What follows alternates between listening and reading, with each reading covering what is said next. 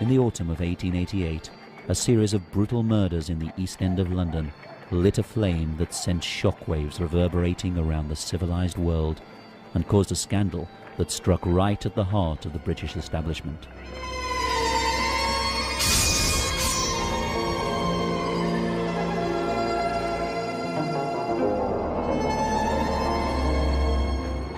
London in 1888 was the world's largest capital city. Queen Victoria sat upon the throne of England and ruled an empire that was ever expanding. She had recently celebrated 50 glorious years as monarch. Her subjects seemed confident, entrepreneurial and determined. The City of London, the financial boiler room that powered the empire and its expansion, reflected the supreme confidence of the age. Yet right on its doorstep lay the district of Whitechapel, a sordid, crime-ridden quarter where vice, violence and drunkenness flourished, and where 76,000 residents lived in abject poverty. The East End really was outcast London.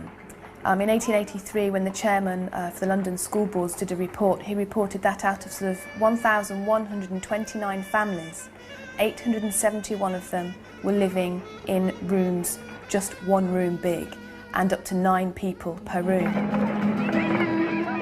Whitechapel had the capital's worst slums, worst overcrowding and highest death rates. It was also the immigrant district, and the 1880s had seen a huge influx of Jewish refugees fleeing persecution in Russia, Poland and Romania. Parts of Whitechapel had the appearance of a foreign town, whose inhabitants, mostly lower-class Jews, spoke their own language and dressed differently to the other citizens of the East End. There was a very large Jewish community in the East End. There had been a huge immigration into the East End in the 1880s. The immigrants were living in a way that was different to the Gentile population, and a lot of the Gentile population resented that. Not so much resented the fact that these people were Jewish, although there was anti-Semitism. Inevitably, this led to a certain amount of racial tension, as these immigrants were accused of taking English jobs and English homes. But whether they were Jew or Gentile, all those who lived in the area shared one thing in common: life was a daily battle for survival. The area was terribly overcrowded. People lived crammed together in miserable circumstances, in absolutely dire poverty. All arches damp and dripping, and there was sort of straw on the floor and lots of horse dropping, all horses everywhere.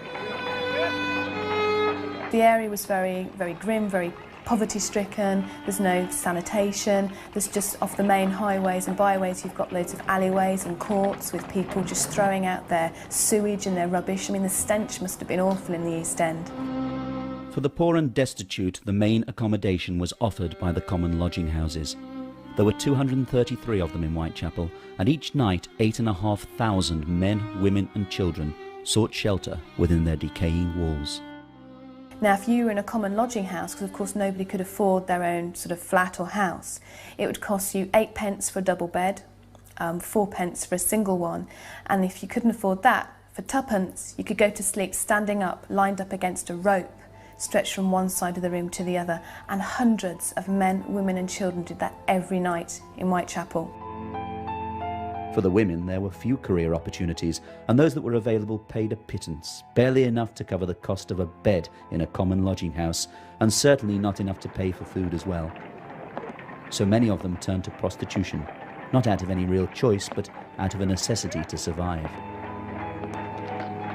The Met actually sort of estimated that there were over 1,200 prostitutes of a very low class actually working in Whitechapel.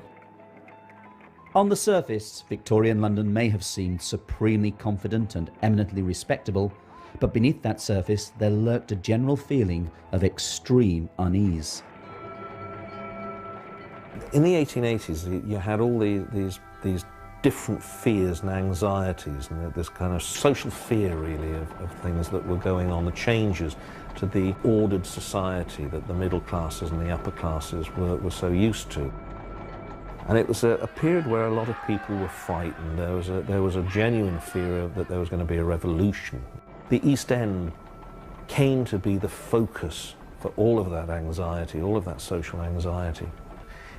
Jack the Ripper came along at just the right time, in just the right place, and he frightened people in the same way as all these other fears were frightening people. And so Jack the Ripper, in many ways, became the embodiment, the physical embodiment of all of those anxieties. If the Ripper could step across the border from the poverty-stricken, immoral East End and infect the rest of London, then so could all of these other kind of nebulous fears spill across and bring about an awful lot of social unrest and social change. But the fact is that it did penetrate the consciousness of the people in a way that an ordinary murderer hadn't done in the past and would never do again. At around 3:40 a.m. on August 31st, 1888, a carter named Charles Cross was walking along Bucks Row here in Whitechapel when, in a gateway that used to stand here, he saw what he took to be a bundle lying on the ground. Thinking it was a tarpaulin that might prove useful, he went over to inspect it, but stopped in his tracks when he saw it was a woman lying there. Moments later, he heard footsteps behind him, and turning, saw another carter, Robert Paul, approaching. Nervously, the two men approached the silent form and stooped down over the body. Charles Cross felt the woman's hands. They were quite cold. Robert Paul, meanwhile, was leaning over, trying to see if he could detect any sign of breath. He couldn't. But when he touched the chest, he fancied it moved slightly. "I think she's breathing," he told his companion, "but very little, if she is."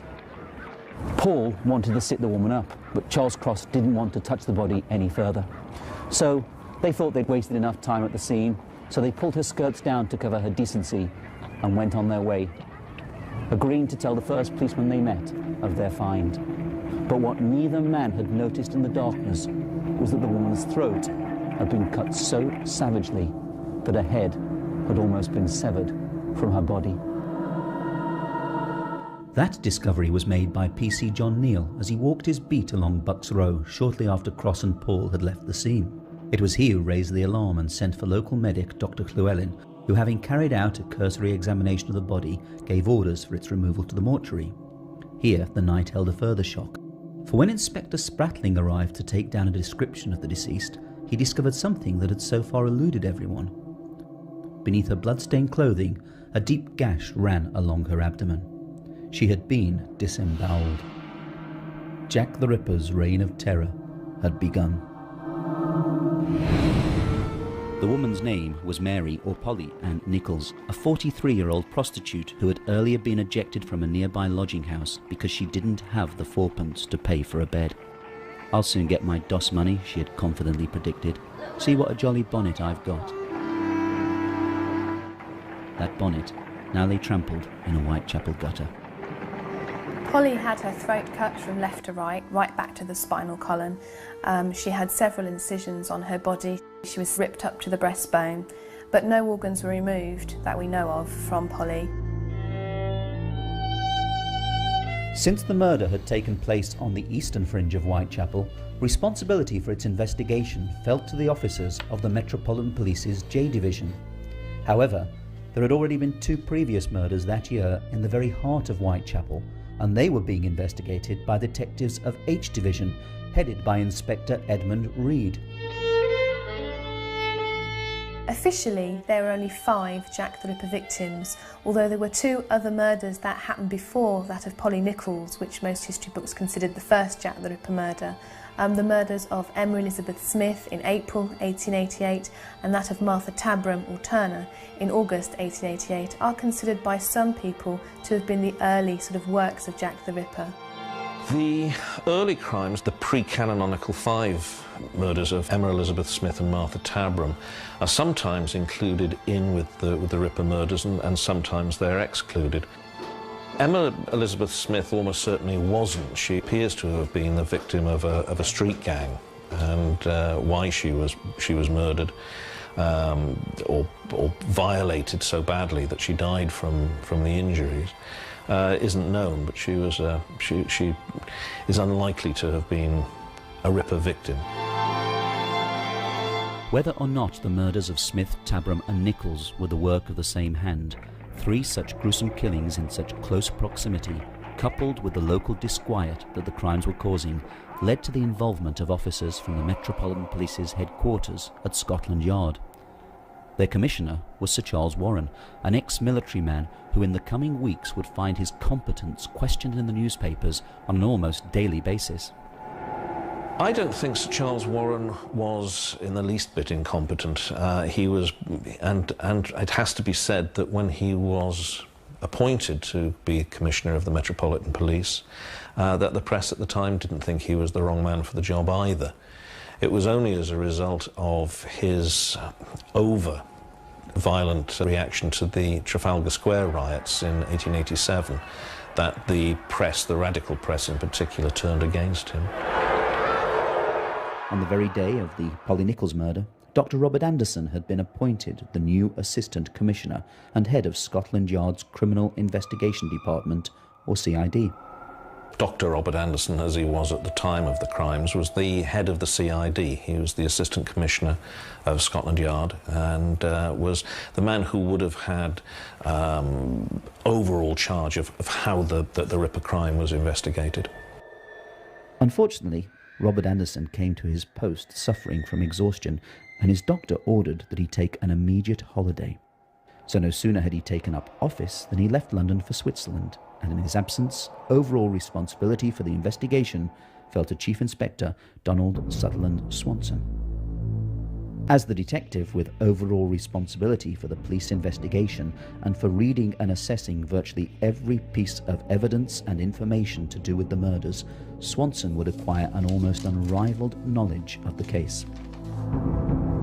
With 3 murders now stirring up genuine panic in the neighbourhood, Scotland Yard sent in one of its finest detectives, Inspector Frederick George Aberline, a man who knew the East End of London and its underworld intimately. He would become one of the most important of the on-the-ground detectives. Inspector Aberline was a very respected policeman of the day. He was a man with a brilliant career in the East End of London, who just before the Ripper murders took place had been promoted to Scotland Yard. And when the Ripper murders were happening, he was transferred or moved back across to the East End to oversee the investigation on the ground in that area, because he knew it so well.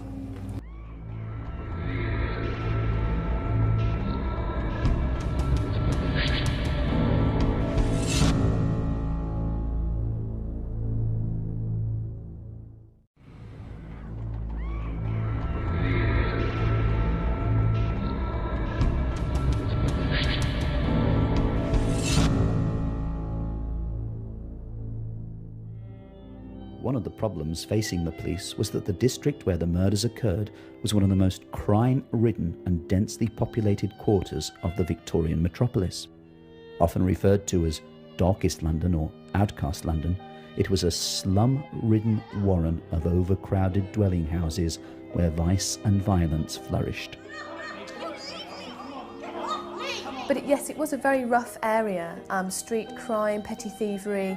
I mean, there were several streets known as the blackest of the black streets, including Thrall Street, where Polly Nichols was living at the time. And policemen wouldn't go down those streets unless they were in groups of 4.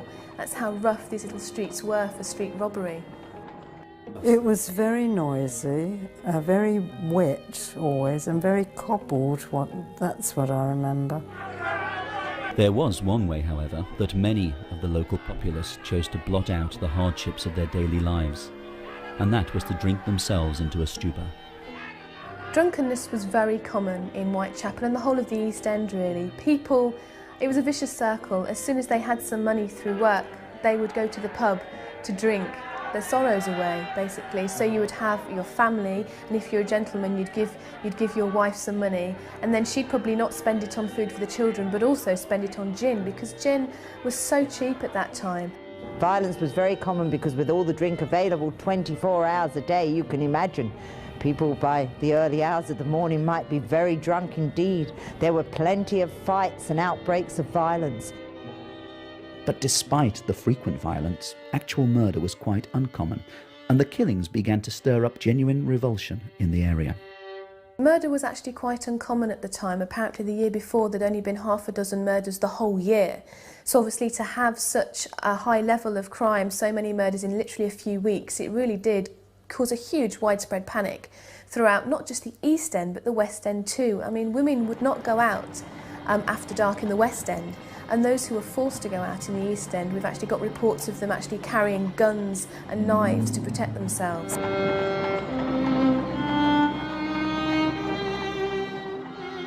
On the streets of Whitechapel, Reed and Aberline were in a desperate race against time to catch the killer before he struck again.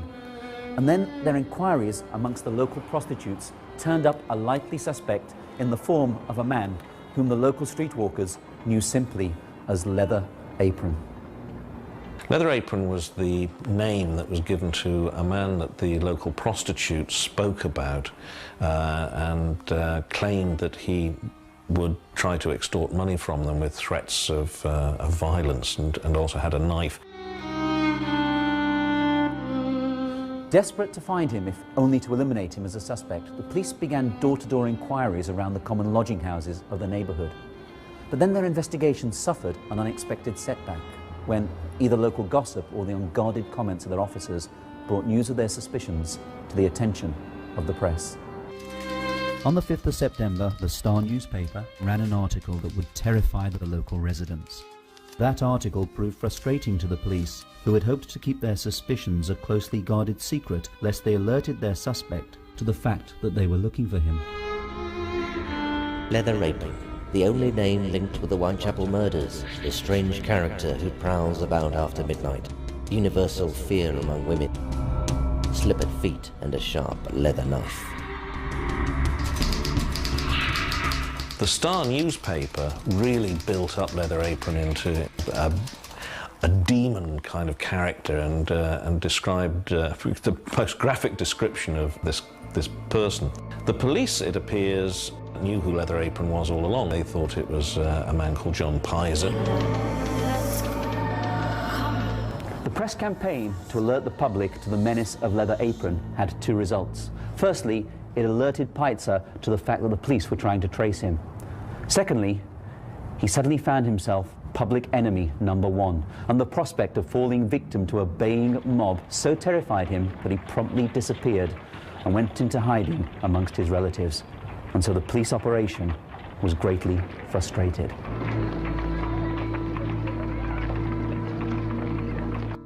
The police reacted by adopting an arm's-length approach to journalists who, stung by this evident lack of trust, began grubbing around for any morsels of information that they could find. They shadowed detectives in the hope of discovering the identities of their witnesses. They attempted to loosen the tongues of police constables with drink or bribes. Some even resorted to an almost comical approach to the news gathering, hoping to gain a sensational scoop for their newspapers. One particular case which is interesting, there was a journalist who dressed up as a woman and was walking around the East End hoping that he might be approached by Jack the Ripper. But so many policemen were out in disguise that a bobby on the beat went up to him and said, "Here, are you one of us?" And he explained that he was a journalist out there and was promptly taken to the police station and detained for 2 hours and had to justify why he was wandering the streets dressed as a woman. The Leather Apron scare, however, had another more sinister effect on the area. The leather apron was the standard garment worn by a wide range of Jewish tradesmen, and egged on by lurid press speculation, signs of racial unrest began to surface in the neighbourhood. On the 7th of September, a journalist on the East London Advertiser sat down to pen his article for the next morning's edition. Referring to the murder of Mary Nichols, he wrote, "The murderer must creep out from somewhere. He must patrol the streets in search of his victims. Doubtless he is out night by night, and unless a watch of the strictest order be kept, the murder of Thursday will certainly be followed by a fourth." And in the early hours of that same morning, after the journalist had written his chilling prediction, but before the newspaper had actually hit the streets, the Whitechapel murderer struck again.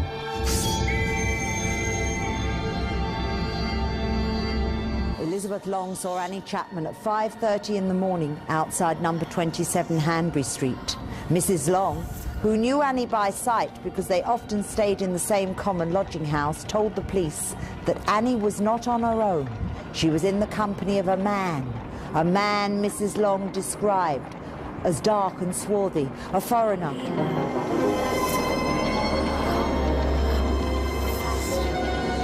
A little before 6 a.m. on the 8th of September 1888, John Davis, an elderly resident at number 29 Hanbury Street, came downstairs, walked along the narrow passageway and opened the back door.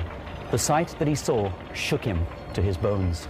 Moments later, two workmen walking along Hanbury Street were suddenly startled when the door of number 29 burst open and a wild-eyed old man stumbled into the street. "Men," he cried, "come here." Nervously, they followed him down the passageway, and looking into the backyard, they saw the body of Annie Chapman lying between the steps and the fence. Annie Chapman's throat was cut in two places, sort of two sections of cutting. She'd been ripped up to the breastbone. The small intestines were taken out of the body and placed over her right shoulder, and then two smaller flaps from the lower abdomen were placed over her left shoulder. And there, in the corner of the yard, lay a freshly washed leather apron. The three previous murders had certainly caused disquiet in Whitechapel, but with the death of Annie Chapman, something happened.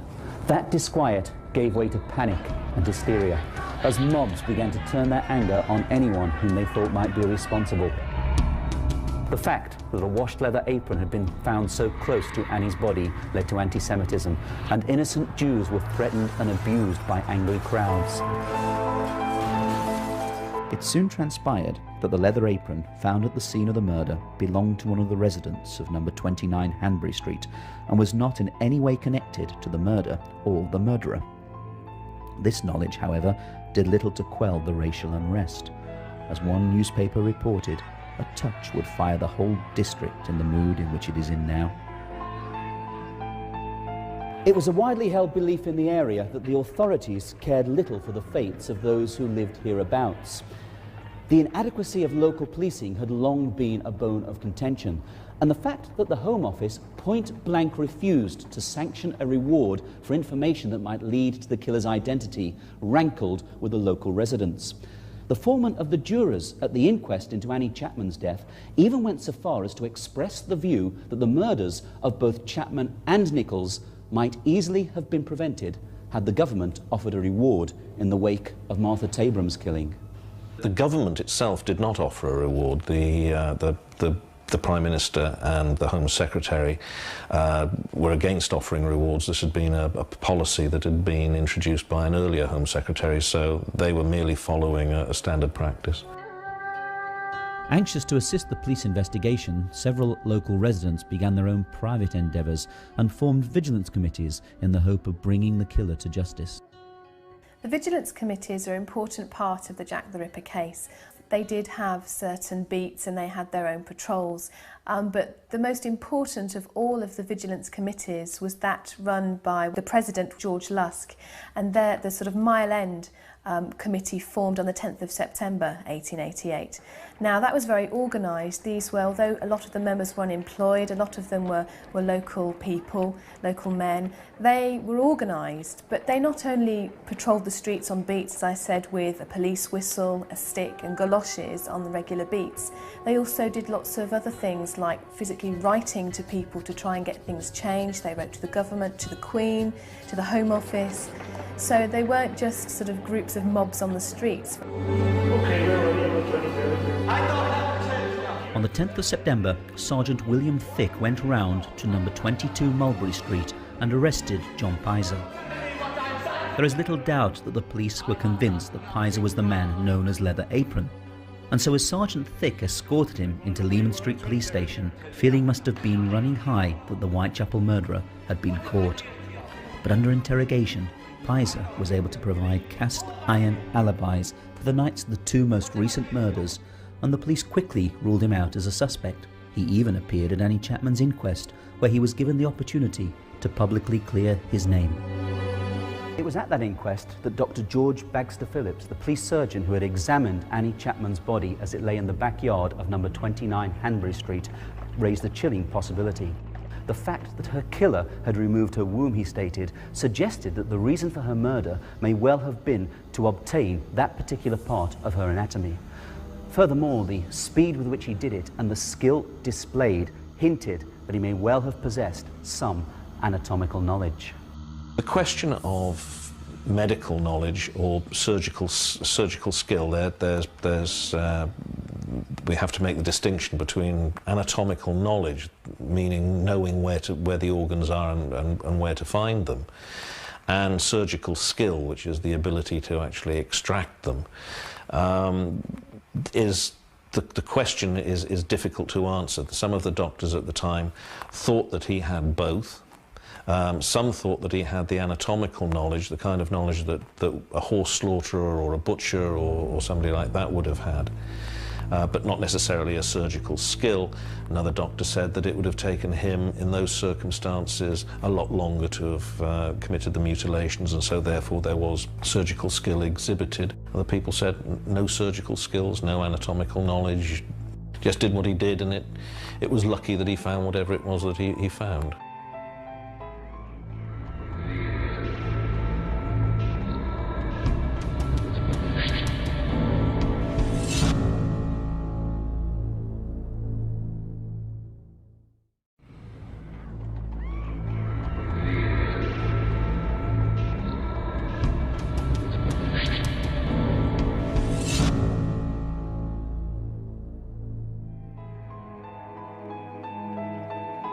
With the police apparently unable to catch the murderer, rumours began to circulate about his identity and motives. Was he a butcher, a slaughterman, a doctor, a medical student, or even a sailor on one of the ships in the nearby port of London? Was he seeking revenge for some imagined or real injury he had suffered at the hands of a prostitute? Was he a member of some heathen sect carrying out a barbaric ritual? Was he simply seeking notoriety? Or was he on a moral crusade to clear the streets of Whitechapel of the sin of prostitution? I wouldn't have thought that Jack the Ripper was necessarily targeting prostitutes at all. He may have been, we have no idea, but we don't know who Jack the Ripper was, so we have no real idea of what his motives would have been.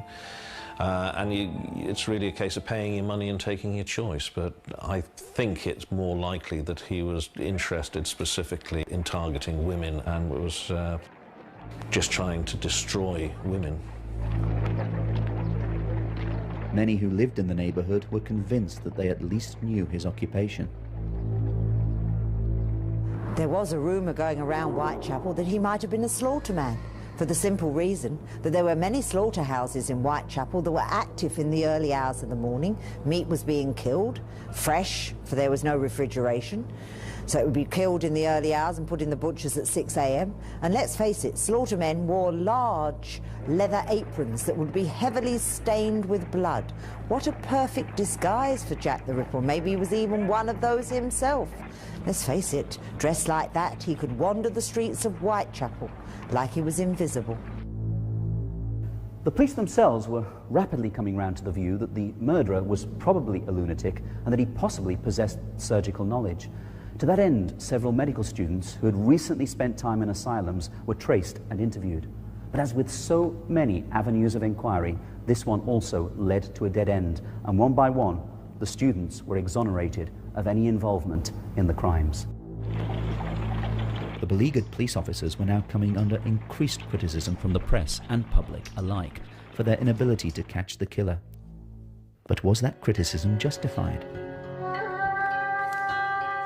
The police investigation, generally speaking, was handled as well as it could be. It's difficult to know what else they could have done. They basically just did everything that they possibly could, but there were no clues, and this was a point that Sir Robert Anderson made in a memo to the Home Office. And he said, you know, that for one murder to occur with the murderer leaving no clue was remarkable, but for a number of murders to have taken place with the murderer leaving no clue was absolutely extraordinary. On the 24th of September, George Bernard Shaw wrote to the Star newspaper and offered his own intriguing theory for the killer's motives.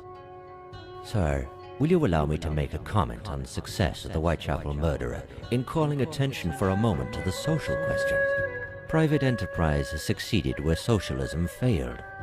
Whilst we conventional social democrats were wasting our time on education, agitation and organization, some independent genius has taken the matter in hand, and by simply murdering and disemboweling 4 women, converted the proprietary press to an inept sort of communism. No doubt, Shaw's tongue was very firmly in his cheek when he suggested that the murderer was a social reformer, but there is little doubt that the Whitechapel murders had succeeded in drawing attention to the dreadful living conditions in the area. Several of the improvements that took place over the next few years can indeed be attributed to the increased awareness that the killings had focused on the neighbourhood. Although Abberline and his colleagues were convinced that they were dealing with a lone assassin, their investigation was hampered by the very nature of the crimes and by the fact that his victims were all prostitutes. He struck in the dead of night in out-of-the-way places. As far as could be ascertained, there was no motive aside from the grim satisfaction of mutilating his victims. He was able to prevent those victims from crying out and thus alerting attention to their plight. He left no clues behind him, nor was there an accomplice to inform upon him. And the fact that his victims were prostitutes meant they would take him to the very places where they knew that they were safe from interruption. As one police officer put it, it's not as if he has to wait for his chance. They make that chance for him. At 1 o'clock in the morning on the 30th of September, Louis Deemschutz turned his pony and cart into Duffield Yard off Berner Street. As he did so, his pony suddenly shied up in alarm and pulled away to the left. Something had disturbed it. Looking down, Deemschutz could just about discern a dark shape lying on the ground by the wall. Jumping from his cart, he struck a match to get a better view. It was very windy, and the match was extinguished almost immediately. But in the brief seconds flickering light, he saw the bundle was in fact the prone form of a woman. He had discovered the body of Elizabeth Stride, Jack the Ripper's 3rd victim. Elizabeth Stride, also known as Long Liz in the area, some historians call her Lucky Liz because she only had her throat cut. There was no anatomical mutilation, so it's only a throat cut. And this led the police to surmise that he'd been interrupted as he went about his bloody business. Is it possible that as he commenced the mutilations on Elizabeth Stride, the pony and cart turned into the yard and disturbed him? Did he jump back into the shadows? And was it that sudden movement that caused the pony to shy up and pull away to the left? And then crucially, in the days that followed the murder, a witness came forward who may well have seen Elizabeth Stride in the act of being murdered. Israel Schwartz turned into Berner Street and he was walking just a short way behind another man.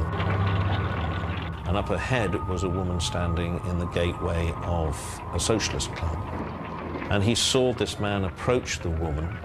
They exchanged words. Then there was an altercation. He was violent with the woman. He threw her to the ground.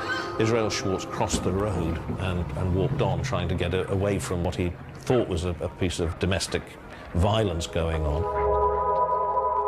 He subsequently identified the body of Elizabeth Stride, and the probability is that the man that he had followed up the street was the person who killed Elizabeth Stride. So he probably saw the murderer. As the body of Elizabeth Stride was being discovered, a prostitute by the name of Catherine Eddowes, who had earlier been arrested for drunkenness, was being released from Bishopsgate Police Station. As she left the building, she turned to a police officer and spoke her last recorded words. "Good night, old cock," she called, and went off into the night. A little after 1:30 a.m, 3 Jewish gentlemen, Joseph Lowender, Joseph Levy and Harry Harris, left the Imperial Club on Duke's Place in the City of London. they noticed a man and a woman standing on a nearby corner. "I don't like going home by myself when I see those characters about," Levy observed to Harris. Loenda, meanwhile, was walking slightly apart from the others, and being closer to the couple, observed a little more. He was later emphatic that the woman he had seen was Catherine Eddowes. The man, he said, was aged about 30. His height was between 5'7" and 5'8". He had a fair complexion and a fair moustache. He was of medium build and had the appearance of a sailor. But since the couple seemed to be just chatting quietly, and there was nothing otherwise noteworthy about them, the three men continued on their way. It's entirely possible that Joseph Lavender did see the Ripper, but he only got a very brief glance at the man, and it wasn't even totally certain that the man he saw was talking to Catherine Eddowes. At 1:45 in the morning, PC Watkins of the City Police walked his beat here into Mitre Square. The only noise he heard was the sound of his own footsteps. He'd walked this way 15 minutes previous and found the square to be quite deserted. Little now seemed to have changed as he shone his lantern into the square's dark recesses. But when the beam fell upon the spot in the square's south corner, it illuminated a horrific sight: the mutilated body of Catherine Eddowes. The injuries that Catherine sustained were really horrific in Mitre Square. She had her throat cut from left to right back to the spinal column. The murderer then ripped her up to the breastbone, disemboweled her, took away her kidney. He then placed her intestines over the shoulder.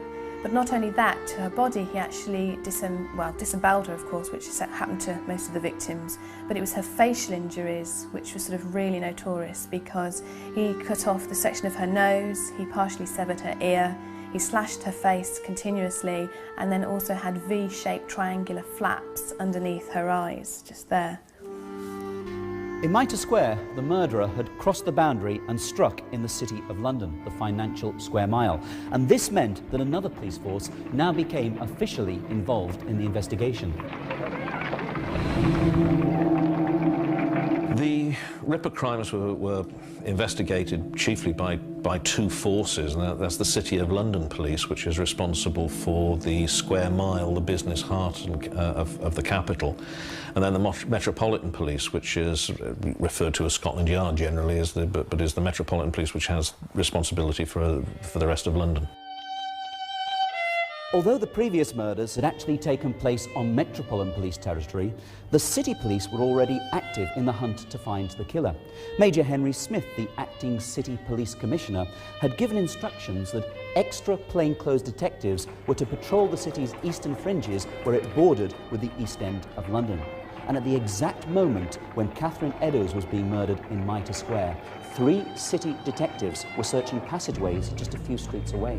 And yet the killer had succeeded in striking right under their noses and had then melted away into the night. But in fairness to the police of both forces, the murderer was greatly aided by the layout of the area. In early September, Inspector Henry Moore of the Metropolitan Police's H Division had given an interview to an American journalist and had explained how the murderer's apparently miraculous escapes from the scenes of his crimes were in fact greatly assisted by the Warren-like complexity of the Whitechapel streets and alleyways.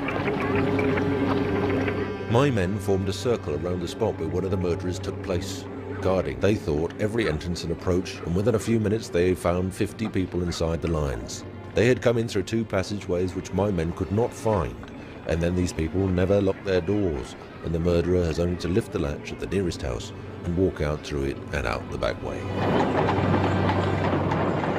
But with the trail from Mitre Square apparently still fresh, the City Police set off in pursuit of the killer. And this night we know exactly which direction he went in, because on this night the Whitechapel murderer left behind a clue. At 2:55 in the morning, PC Alfred Long turned into Goulston Street, and in a doorway of Wentworth dwellings he found a clue. A piece of blood-stained apron. It had been taken from Catherine Eddowes' body. The murderer had used it to wipe the blood from his hands and from the blade of his knife. It is a clue because it answers a vital question concerning the killer's appearance as he fled the scenes of his crimes. The common thought is that the Ripper would have gone from the crimes covered in blood, but in fact it's possible that he probably wasn't covered in blood at all. He certainly, once he had sliced the victim's throat, we know from the rather repellent blood splashes and splatterings that were all over the place that the blood would have emptied from the victim, and once the heart stops beating, then the amount of blood that is going to spurt out when you start doing the mutilation would have been relatively small. So he would have had blood on his hands and possibly on some part of his clothing. Whether it would have shown up in the dark, and he could have used gloves, may have worn an overcoat which he either took off before committing the crimes or which was open and which he could have buttoned up afterwards. Indeed, the apron tells us just how much blood he did have upon his person, for as he made his way through the streets, he was wiping away the evidence, and by the time he reached the doorway, his hands and knife were evidently clear of any incriminating stains, and thus he was able to discard the apron. But the doorway contained something else, for scrawled in chalk on its wall was a message which read, "The Jews are the men that will not be blamed for nothing."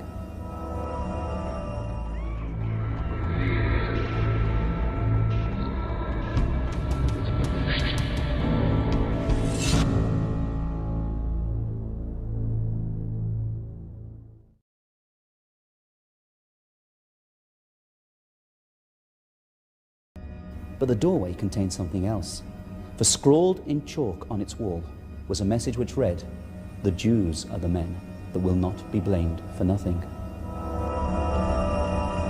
Eddowes was spelled J-U-W-E-S, which has been the cause of endless speculation in the conspiracy theories about Jack the Ripper. But whether or not the murderer actually chalked those words on the wall is completely unknown. There are some statements that say that they look blurred as if they had been there for a while. Other statements say that had they been there for any length of time, they would have been rubbed off by people going in and out of the building. Soon, the city police had also arrived on the scene, and instructions were given to photograph the graffiti. The Metropolitan Police, however, were becoming uneasy.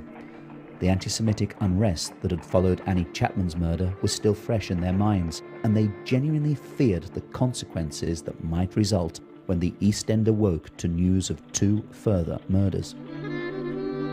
As dawn began to break, the Metropolitan Police became anxious to erase the message. A city policeman suggested that only the top line, "The Jews are," be erased. But this was Metropolitan Police territory, and when Sir Charles Warren arrived on the scene, he was in no mood for compromise. At 5:30 a.m., in what would prove a highly controversial move, he ordered that the writing be rubbed out before any photograph of it could be taken.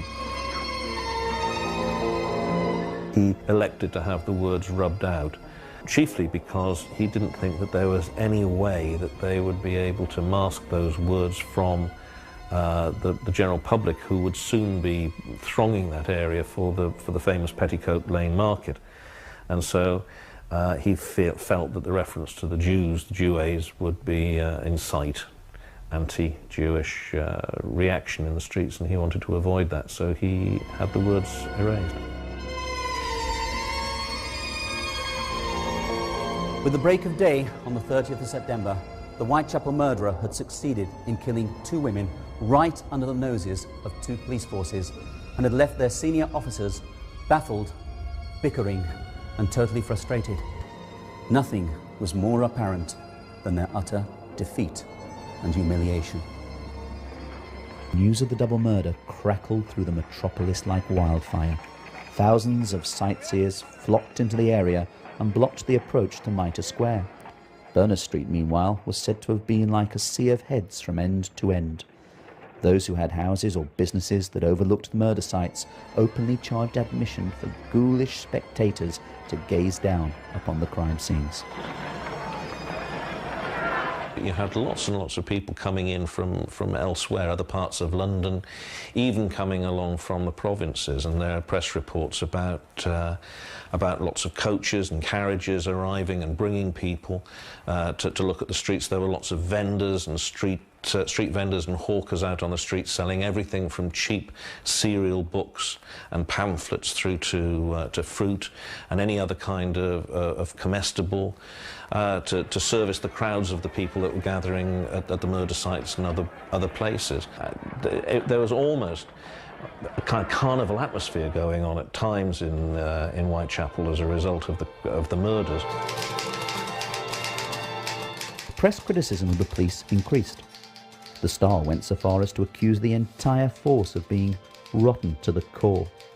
The Daily Telegraph, meanwhile, attacked the notorious and shameful shortcomings of the detective department, whilst the East London Advertiser lamented that there was no detective force in the proper sense of the word in London at all. On the 2nd of October, at a demonstration by the unemployed in Hyde Park, a huge banner expressed the feelings of many Londoners. It read simply, "The Whitechapel Murders. Where are the police?" The police were in fact rigorously pursuing their investigations, albeit they had adopted a policy of guarded secrecy to prevent their lines of inquiry from becoming public knowledge. One of Sir Charles Warren's first actions in the days that followed the double event was to order extra police into the district. Detectives went about in disguise, some, it is rumoured, even dressed up as prostitutes. Door-to-door inquiries were carried out around the common lodging houses, and over 2,000 residents were questioned. 80,000 handbills were distributed around the streets, asking that any suspicious person be reported to the police. 76 butchers and slaughterhouses were visited, and the characters of their employees ascertained. Even sailors from the nearby docks were investigated. Yet despite this thoroughness, the killer continued to remain at large. I don't know that the police could have done much more.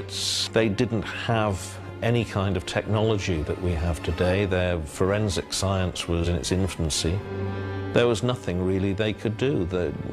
All they were in a position to do was to just wait and hope to catch the murderer, hope that there would be some clue that would reveal the killer, or hope that somebody who they thought must have had suspicions about a relative or somebody would actually turn that person over to the police. In most cases, then as now, most crimes are committed by somebody that is known to the victim. The murder victim is usually killed by somebody they know. When it's a random killing and they don't know the killer, there is nothing to connect the killer with the victim, and consequently, unless some sort of clue is left or there are witnesses, but even if there are witnesses, you've still got to catch the guy before you can confront him with the witness. So what they were looking for were clues that would lead to the killer, and he didn't leave any.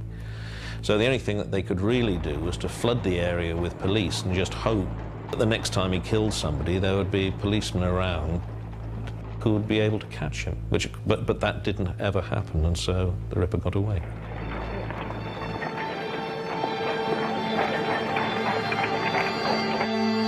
Although October would pass with no further murders, historically speaking, the days that followed the double event saw one of the most important developments of the entire saga, because it was during this period that the Whitechapel murderer was given a name. In the wake of the double murder, Sir Charles Warren gave permission for a letter to be released, which on the 27th of September had been sent to the Central News Agency. Written in red ink and addressed to the boss, it boasted in mocking terms, Dear boss, I keep on hearing the police have caught me, but they won't fix me just yet. I have laughed when they looked so clever and talked about being on the right track. That joke about murdering gave me real fits. I am down on whores, and I shan't quit ripping them till I do get buckled. Grand work the last job was.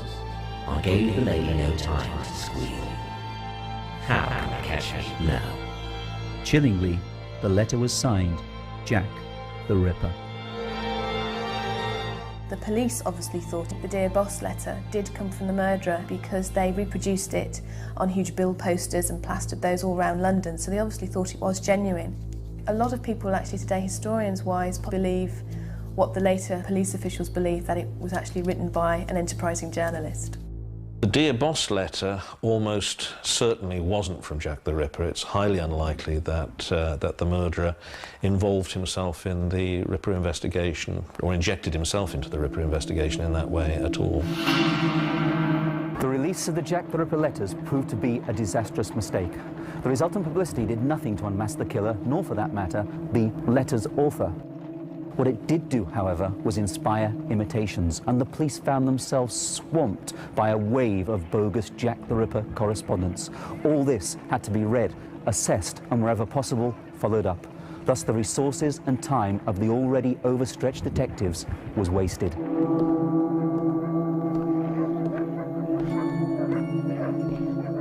One of the most misreported initiatives of the Metropolitan Police, that of using bloodhounds, originated around this time.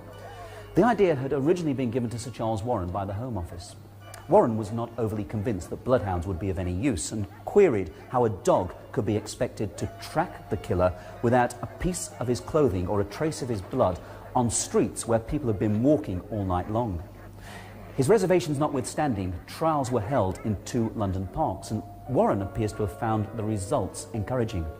Indeed, so impressed was he that he gave instructions that in the event of another murder, the body must not be touched until bloodhounds could be brought and put on the scent. On the 6th of October, Robert Anderson returned from leave and took overall charge of the police investigation. From that point on, he, like Swanson, became familiar with every facet of the case. On the 13th of October, the police began a massive search of some of the area's worst slums. For almost a week, officers entered every room of every house. They searched under the beds and looked inside the cupboards. They scrutinized every knife they could find and interviewed hundreds of landlords and their lodgers.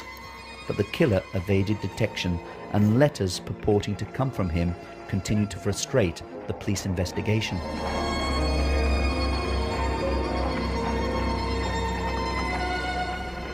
Of all the correspondence sent in the wake of the original Jack the Ripper missive, one letter has been the subject of intense debate ever since. On the 16th of October, Mr. George Lusk, president of the Mile End Vigilance Committee, received a small cardboard box in the Evening Mail.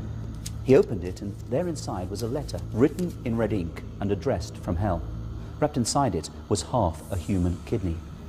The letter read, Sir, I send ye half the kidney I took from one woman, preserved it for ye. Till a piece I fried and ate. It was very nice. I may send you the bloody niff that took it out, if you only wait a while longer. Signed, catch me when you can, Mr. Lusk. Convinced it was a practical joke, Mr. Lusk placed the box and the kidney in a drawer. But it played on his mind, and a few days later he showed it to the other members of the Vigilance Committee. They decided to take the kidney to a local medic, and it was handed over to the city police, in whose jurisdiction Catherine Eddowes had been murdered. To this day, there is considerable debate as to whether or not this letter did come from the murderer. The evidence just simply isn't sufficient. We have statements by Major Smith, who was the acting assistant commissioner of the city police at the time, who presented the kidney to the leading kidney expert of the day, Gowan Sutton, and believed that it was from Eddowes. But generally speaking, the evidence would suggest that it wasn't.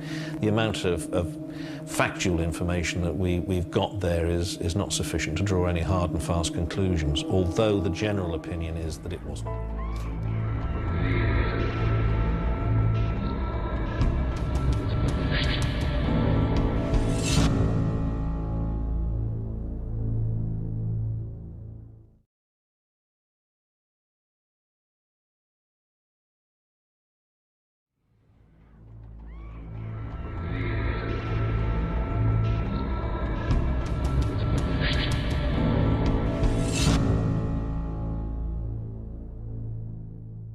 Over 100 years have now passed since the so-called Autumn of Terror, and easily as many suspects have been put forward as likely perpetrators of the crimes. Some are just downright ridiculous, Others seem highly possible, but lack the elusive grail of cast iron proof. Today, as many books have shown, it is possible to put just about anybody into the frame and then build a plausible sounding case against them. The truth is that if we're to stand any chance of solving the mystery, we must put the crimes back into the context of the age and the streets in which they occurred. Then, and only then, do you stand any chance of solving what is without doubt the world's greatest whodunit. And one of the first problems to face the budding ripperologist is exactly how many of the Whitechapel murders were at the hands of Jack the Ripper. Officially, there were only 5 Jack the Ripper victims, although there were 2 other murders that happened before that of Polly Nichols, which most history books considered the first Jack the Ripper murder. The murders of Emma Elizabeth Smith in April 1888 and that of Martha Tabram or Turner in August 1888 are considered by some people to have been the early sort of works of Jack the Ripper. So officially there's only 5, but there may have been 2 others before that. And there were a couple of copycats later on in 1889 and sort of later, Alice Mackenzie and Frances Coles. The early crimes, the pre-canonical 5 murders of Emma Elizabeth Smith and Martha Tabram, are sometimes included in with the Ripper murders and sometimes they're excluded. Emma Elizabeth Smith almost certainly wasn't. She appears to have been the victim of a street gang, and why she was murdered or violated so badly that she died from the injuries isn't known. But she is unlikely to have been a Ripper victim. But it is the fate of these 5 women that we will concentrate on in our story. Mary Nichols, murdered on August 31st, 1888. Annie Chapman, on the 8th of September, 1888. Then we come to the night of the double murder, the 30th of September. Elizabeth Stride was murdered in Berners Street and Catherine Eddowes in Mitre Square. And finally, on the 9th of November, 1888, Mary Jeanette Kelly was murdered in Dorset Street, Spitalfields.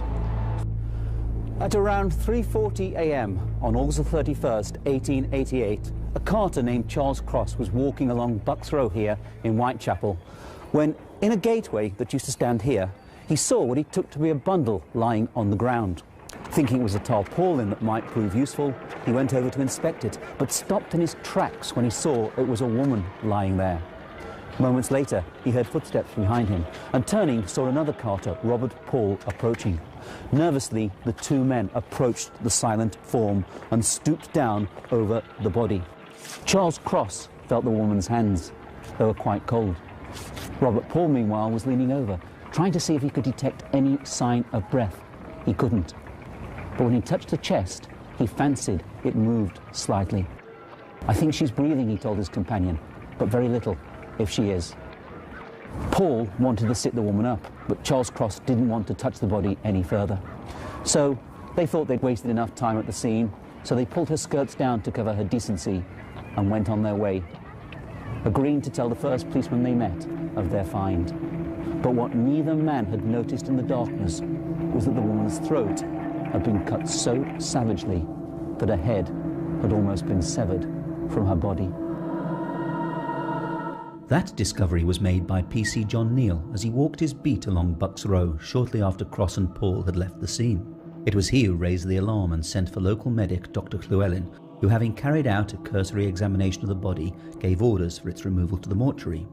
Here the night held a further shock, for when Inspector Spratling arrived to take down a description of the deceased, he discovered something that had so far eluded everyone. Beneath her blood-stained clothing, a deep gash ran along her abdomen. She had been disemboweled. Jack the Ripper's reign of terror had begun. The woman's name was Mary or Polly Ann Nichols, a 43-year-old prostitute who had earlier been ejected from a nearby lodging house because she didn't have the 4pence to pay for a bed. "I'll soon get my DOS money," she had confidently predicted. "See what a jolly bonnet I've got." That bonnet now lay trampled in a Whitechapel gutter. Polly had her throat cut from left to right back to the spinal column. She had several incisions on her body. She was ripped up to the breastbone, but no organs were removed that we know of from Polly.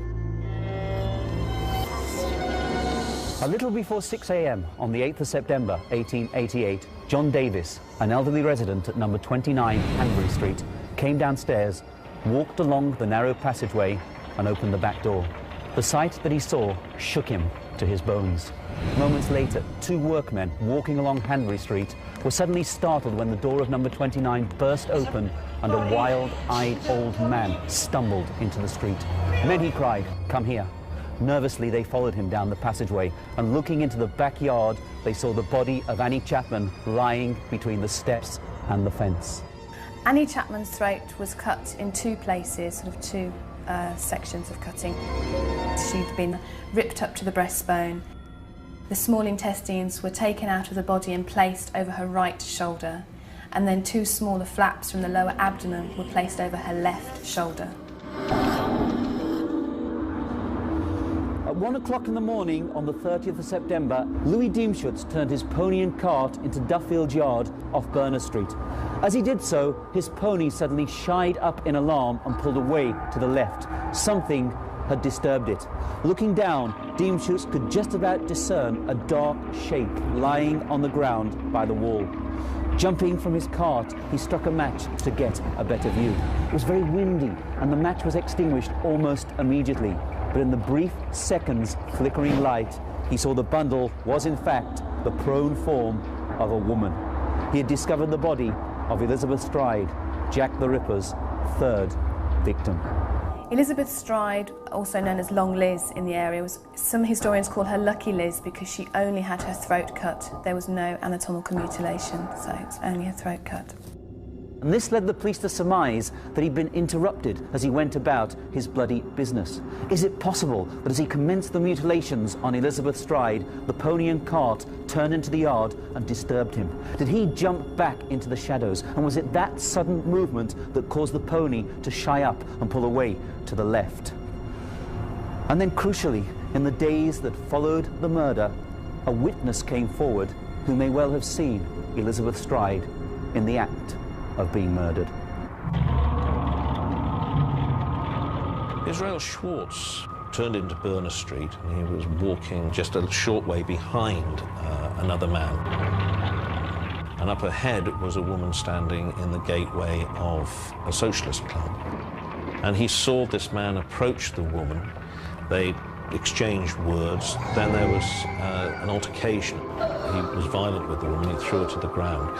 Israel Schwartz crossed the road and walked on, trying to get away from what he thought was a piece of domestic violence going on. He subsequently identified the body of Elizabeth Stride, and the probability is that the man that he'd followed up the street was the person who killed Elizabeth Stride. So he probably saw the murderer.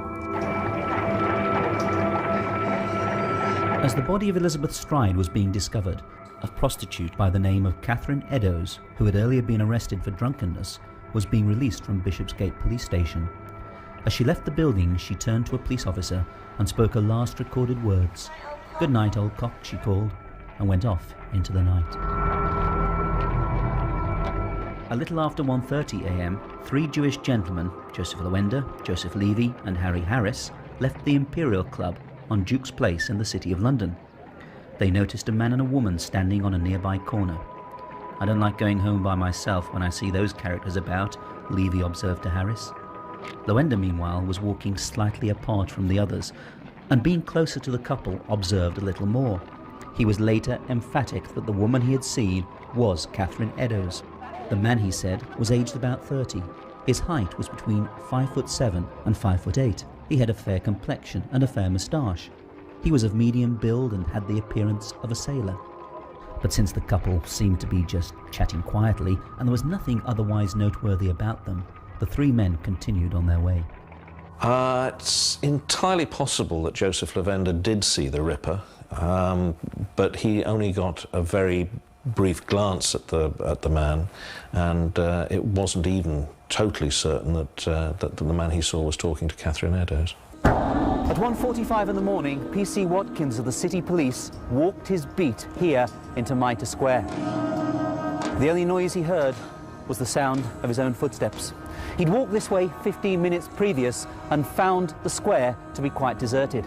Little now seemed to have changed as he shone his lantern into the square's dark recesses. But when the beam fell upon the spot in the square's south corner, it illuminated a horrific sight: the mutilated body of Catherine Eddowes. The injuries that Catherine sustained were really horrific in Mitre Square. She had her throat cut from left to right, right back to the spinal column. The murderer then ripped her up to the breastbone, disemboweled her, took away her kidney. He then placed her intestines over the shoulder.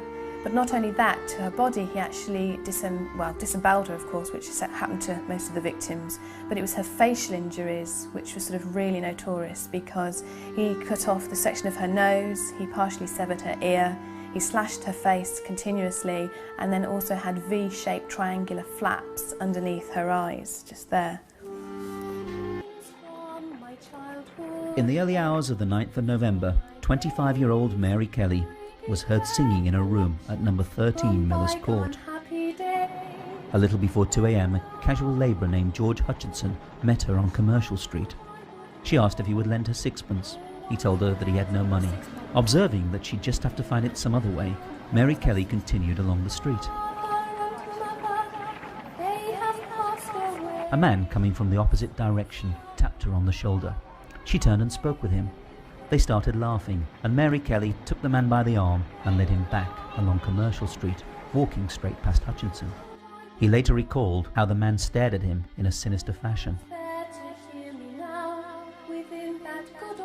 Mary Kelly led the man along Dorset Street and into Miller's Court. Hutchinson waited outside for 45 minutes, but when nothing happened, he left the scene.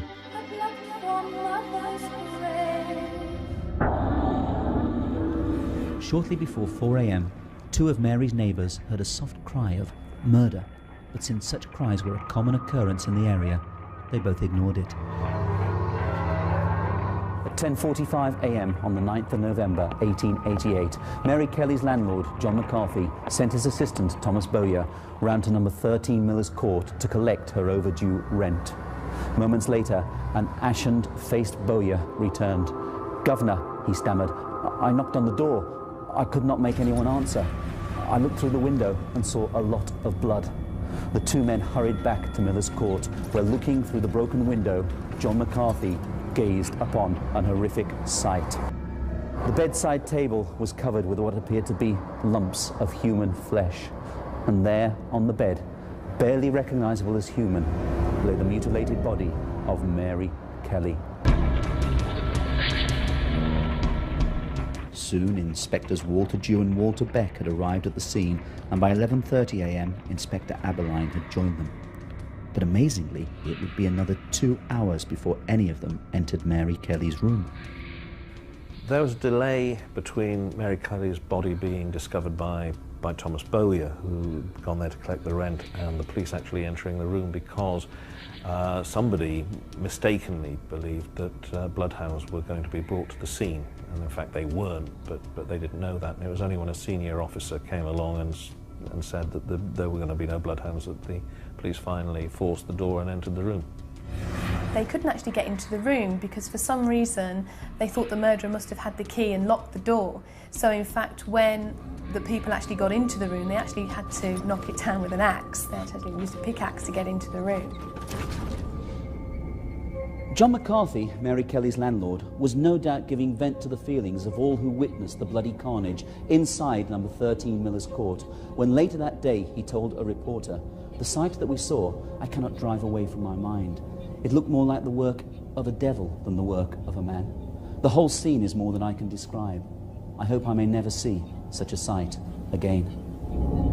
Mary Kelly had her throat cut from left to right, right back to the spinal column, just like the other victims. She was stabbed, ripped up from the rectum to the breastbone, disemboweled, various organs were taken away. Apart from her body, her face was almost hacked beyond recognition. Her ears were cut off, her nose, her eyebrows, her lips. Complete disfigurement of the corpse took place in Miller's Court.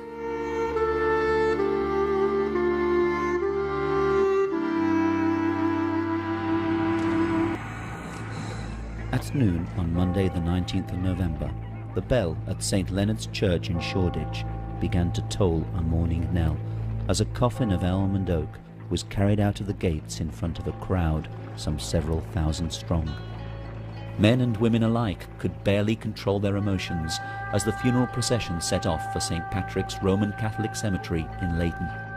It was with great difficulty that the police forced a path for the cortege, as onlookers jostled to touch the coffin and read its simple brass plate, Marie Jeanette Kelly, died 9th of November 1888, aged 25 years.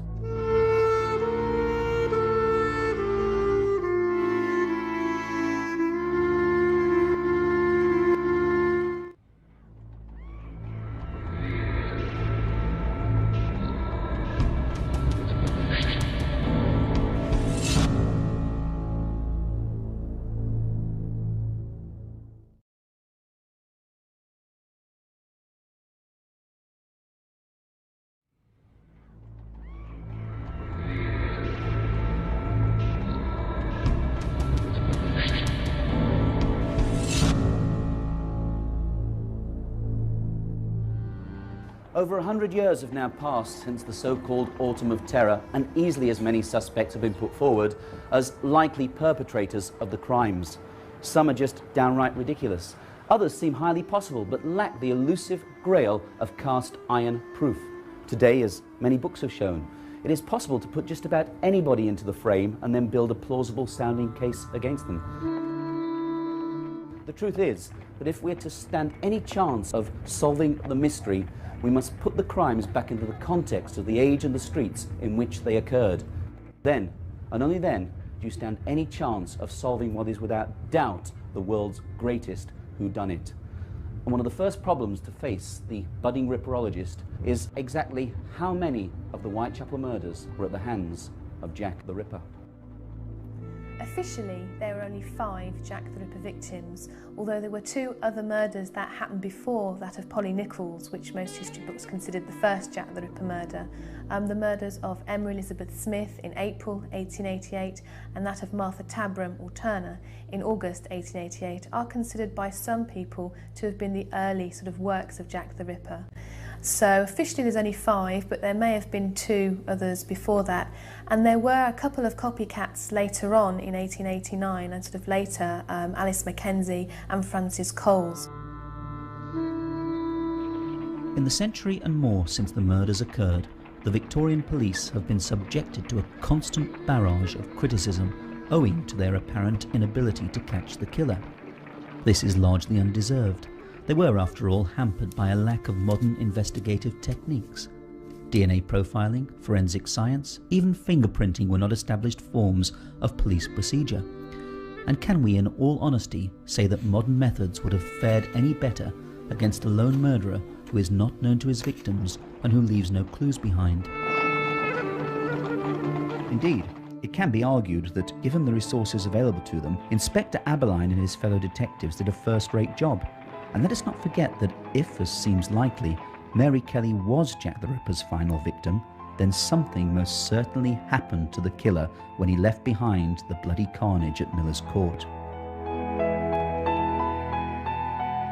The fact is, the murders stopped for a reason, and the only reason can have been that something happened to the murderer to stop him killing.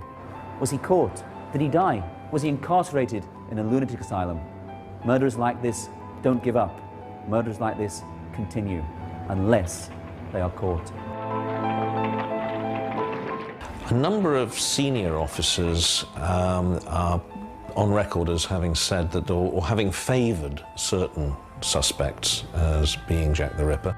Most famously, there is Sir Robert Anderson and Donald Sutherland Swanson. In 1910, Sir Robert Anderson, as he had then become, wrote his memoirs entitled The Lighter Side of My Official Life. And in those memoirs, he states the following. Undiscovered murders are rare in London. And the Jack the Ripper crimes do not fall into this category. I am almost tempted to disclose the identity of the murderer, but no public benefit would result from such a course. In saying that he was a Polish Jew, I am merely stating a definitely ascertained fact. I will merely add that the only person who ever had a good view of the murderer unhesitatingly identified the suspect the instant he was confronted with him, but he refused to testify. So, not only does Anderson say that the police caught Jack the Ripper, he also claims that there was a witness who had seen the face of the murderer. But who was that witness? Well, it can only have been one of two people. Either Israel Schwartz, who saw the man attack Elizabeth Stride, or Joseph Luenda, who saw Catherine Eddowes talking with the man outside Mitre Square.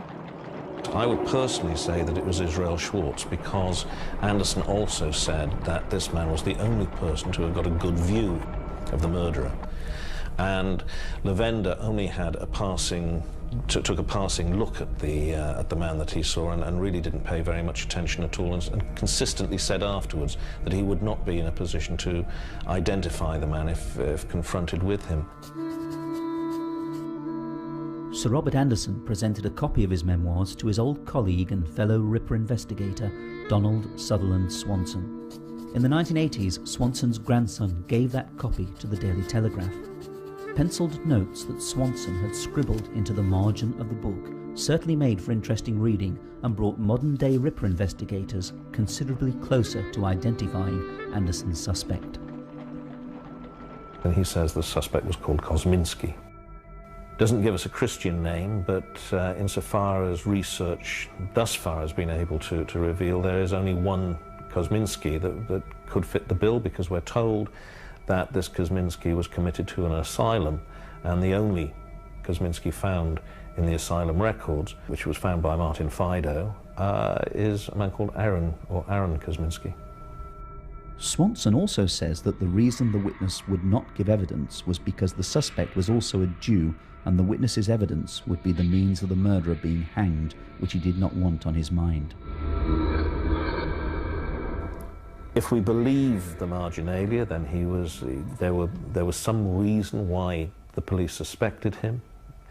He was taken with difficulty to a place called the Seaside Home to be identified, and that was probably the convalescent police Seaside Home in Brighton, where he was positively identified. The police then, for reasons which baffle everybody, released him.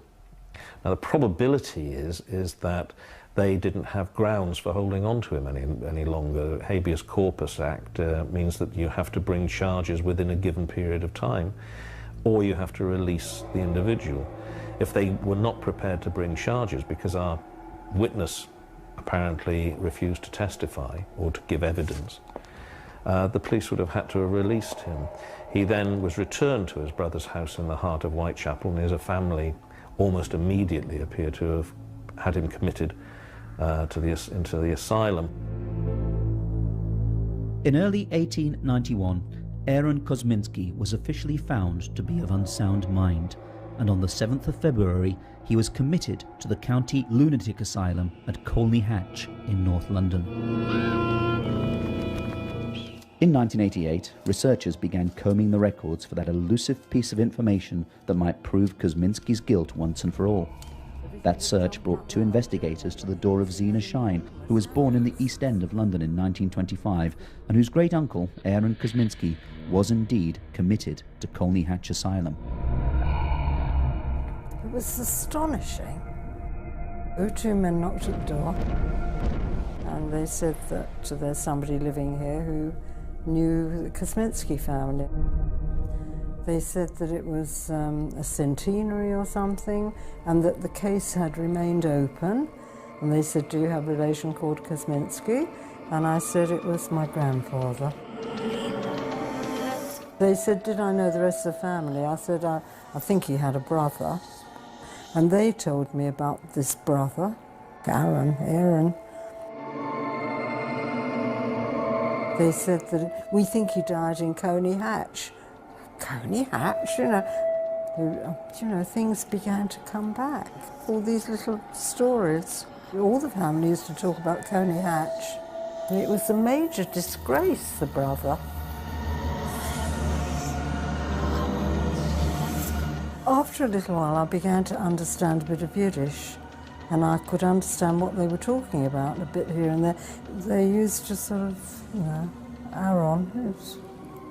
It was sort of very deprecating, and there was never any lengthy discussion. It was always just a reference, but there was never any connection. It didn't mean anything to me. I couldn't understand the significance of anything. And when I told my brother, he was so appalled, he didn't even think it was funny, he was appalled.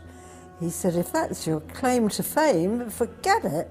Who wants to be connected to somebody, I mean, really?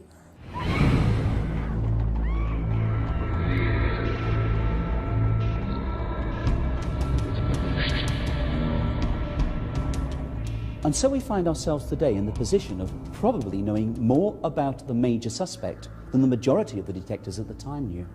Yet that final piece of the jigsaw eludes us.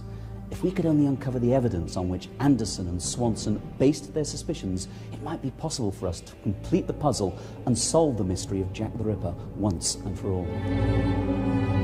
Unfortunately, many of the papers relating to the Jack the Ripper investigation have either been destroyed or else have disappeared from the official files, and without them it is impossible to establish the guilt of one particular suspect above all others. I haven't the remotest idea who Jack the Ripper was. I would put Kosminski at the top of the totem pole, as it were, simply because Anderson and Swanson were the two most senior officers investigating the Ripper case, and it's reasonable to assume that they would have known the evidence against every major suspect. And if they thought that Kosminski, the evidence against Kosminski was better than the evidence against any of the others, Kosminski would be the probable leading contender for the mantle of being Jack the Ripper. One thing, however, is certain.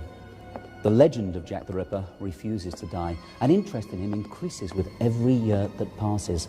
And with so many dedicated researchers still on his trail, the day may yet come when Jack the Ripper is finally brought to book. Until then, he will remain much what he has been for over 100 years. An elusive nightmare that haunts our imaginations, where he is able to instill feelings of fear and fascination in equal measure. But his story also provides a window through which we can gaze back onto a bygone age when a lone figure stalking the streets of London really did succeed in shaking the British establishment to its very core.